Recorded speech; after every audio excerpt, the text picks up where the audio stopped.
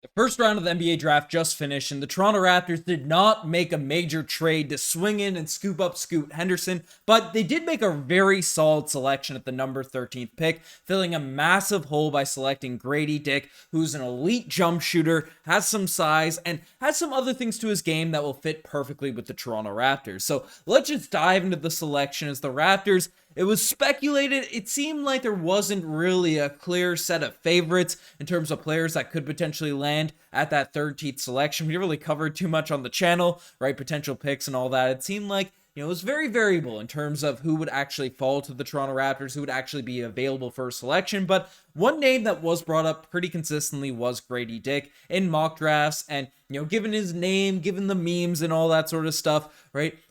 Was a fan favorite. I thought there was a lot of names getting thrown out in our comment section on Reddit, on Twitter, but Gradey Dick was a guy that certainly could have fell to us and actually did, and seems like a very, very solid selection for the Toronto Raptors. It's basically Gradey Dick. He's a 6'8" guard. He's an elite jump shooter. A lot of people during this draft, during, analysis, all these types of things, were calling him the best shooter in this year's NBA draft, which is something the Toronto Raptors desperately need, right? Where we have a team built around Scotty Barnes, right? Pascal Siakam, who's developed as a jump shooter, but isn't a natural three-point specialist, right? Fred VanVleet's three-point shot has regressed. Jakob Poeltl hasn't taken any, I don't think, in his entire tenure with the Toronto Raptors. So, we don't have a lot of shooting on this roster. So it's a big hole, but Gradey Dick is essentially a guy that can come in and fill that sort of role. He played for Kansas. He's 19 years old and averaged 14 points per game, 5 rebounds, and 2 assists for the Jayhawks last year, and shot 40% from behind the three-point line on a pretty high volume. And,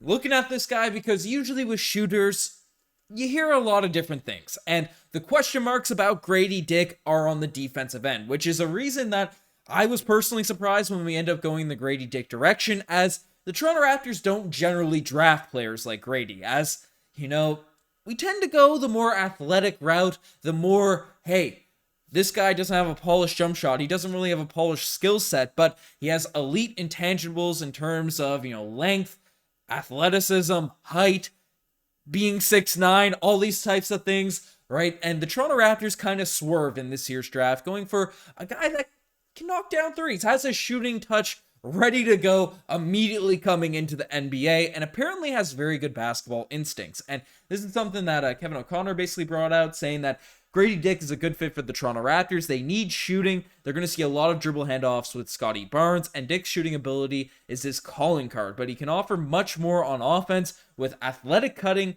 rebounding, and playmaking feel. And the cutting is something I've heard brought up a lot when reading articles now for the past half hour on Gradey Dick. People are saying that he's a guy that in that Kansas offense was really strong at just reading the defense, what they're giving him on ball and with off ball actions, and it was really strong at just making backdoor cuts.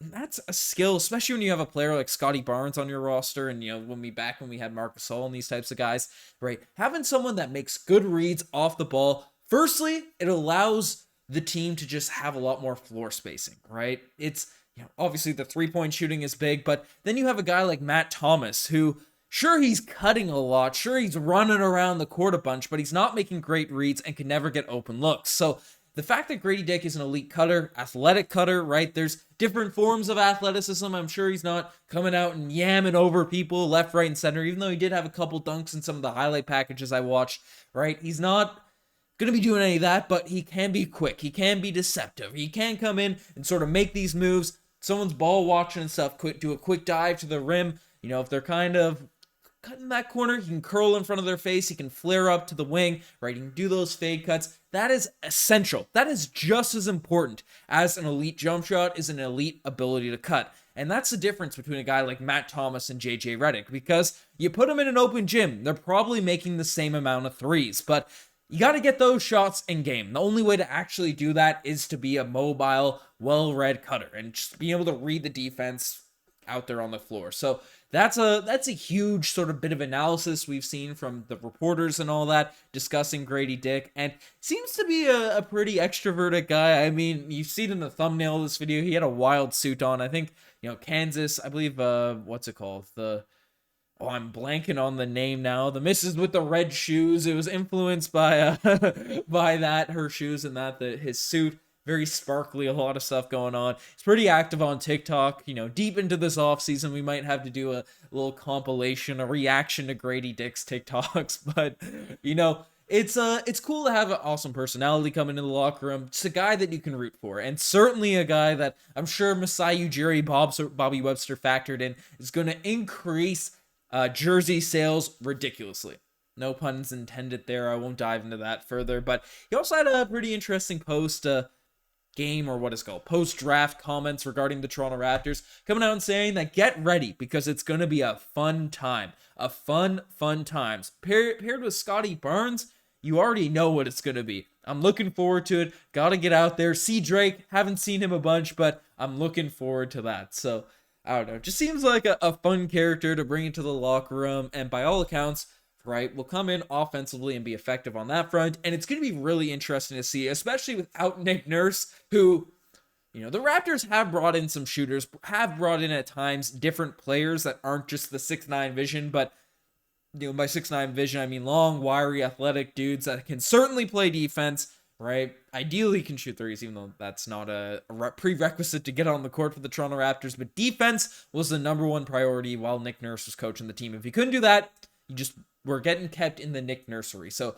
hopefully Darko can come out here and actually give him an opportunity to run. Sure, he might have some missteps, and people aren't saying he's a horrific defender. They're kind of just saying, hey, his ceiling is to be an average defender in the NBA, which would be solid. Given the current roster construction of this Toronto Raptors team, we have a lot of really strong defenders on this roster. A lot of strong athletes, a lot of mobile bigs, a lot of mobile wings. Right, so bringing in a 6'6" shooter that can space the floor, give us some action, open up the court for guys like Scotty, Pascal, OG Anunoby, right, Gary, Fred, just to complement. You know, we saw it with, when we've had shooters in the past, right, players coming in that can space the floor, and things look good, but they've just been so inconsistent. I'm sure Gradey Dick, as a rookie, won't be a electrifying top 10 shooter in the NBA right away, but having a 40% three-point clip on, you know, coming in for games, it's a huge selection. So I think the Toronto Raptors, they made a solid move with this one.